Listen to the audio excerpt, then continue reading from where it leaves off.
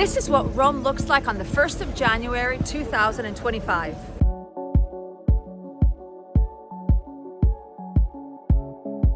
For over 16 months, Rome went through this massive renovations, as I don't think we ever did.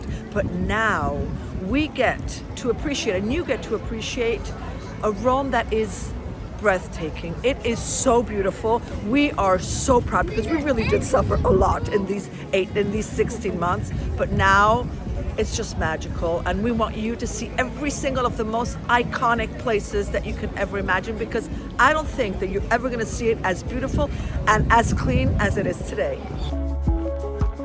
Let's start at Via Ottaviano, which is probably not a popular name for you, but we are in the Prati neighborhood, and this street is important because it connects the A metro station called Ottaviano all the way to the Vatican. It's just minutes away, and imagine this just a few months ago was chaotic. It had cars, buses, trams, and now look, completely paved and 100% pedestrian. So this is something that Romans have really been looking forward to see, because it's a little living room that takes you then to the Vatican. And from Via Ottaviano, this is the first square that you meet. It's Piazza Risorgimento, and this also was completely renovated thanks to the Jubilee of 2025, and it is now a beautiful pedestrian piazza.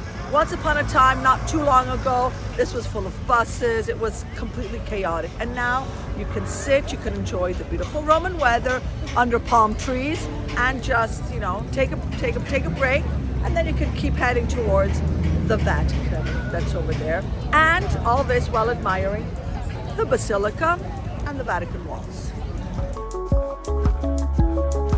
But the biggest of all construction works of these past 16 months is here. It's at the end of the street that connects Piazza San Pietro to Castel Sant'Angelo, and it is impressive. I'm literally standing on a masterpiece. This is now called Piazza Pia, and it is the largest urban area of the city center of Rome. Now let me sort of explain what's happening here, okay? Because up until 16 months ago, all this was traffic, buses, pedestrians. It was just chaos. Now it's all paved, no cars. You have on that side the Vatican, on that side Castel Sant'Angelo, over there the Tiber River. You have places to sit, you have trees that will eventually grow and will give you shade so you can sit here.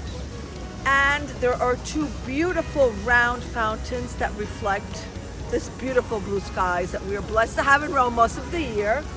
And what else? This is for people that drive, which is not you, but for us it was important. Under here there is a passageway, a tunnel that connects Prati to Trastevere. What can I say? This is the first time I see it. I am just blown away by how beautiful it is. You are in this, it's just unique. It's a masterpiece.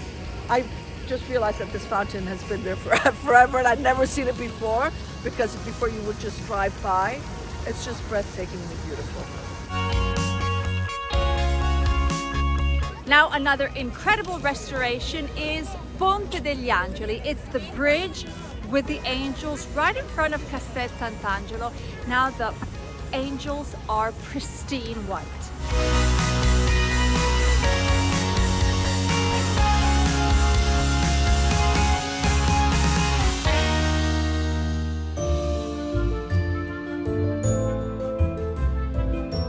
It took 7 months to renovate the 3 fountains in Piazza Navona. The one behind me is the most important one. It's called Fontana dei Quattro Fiumi, the fountain of the 4 rivers by Bernini. And did you know that it is also the second most important fountain in Rome after the Trevi Fountain? Imagine the last time these 3 fountains all got cleaned up was 20 years ago. So when you come to see them, you'll find pink marble. I mean, we had pink marble on these fountains.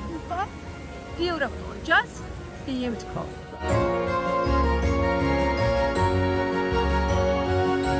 I'm standing in front of the Pantheon, and that stunning fountain that you see there took 7 months to clean up. Now, it was among the many fountains that we did clean up, and we had to wait 7 months to see it, but it was worth every second because look how beautiful, white, shiny, and pristine it looks.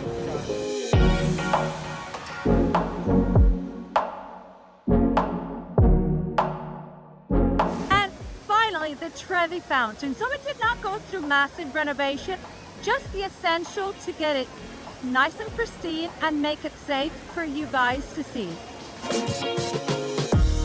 There's a tale about tossing coins at the Trevi Fountain.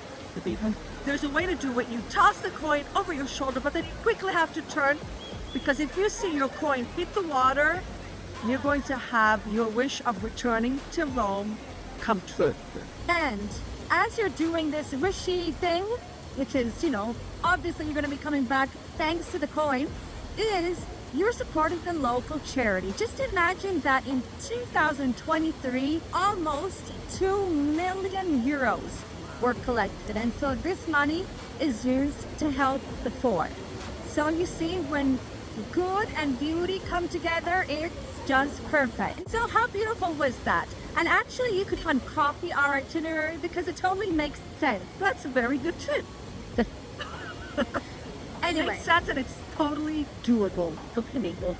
now you know how Rome looks. Beautiful.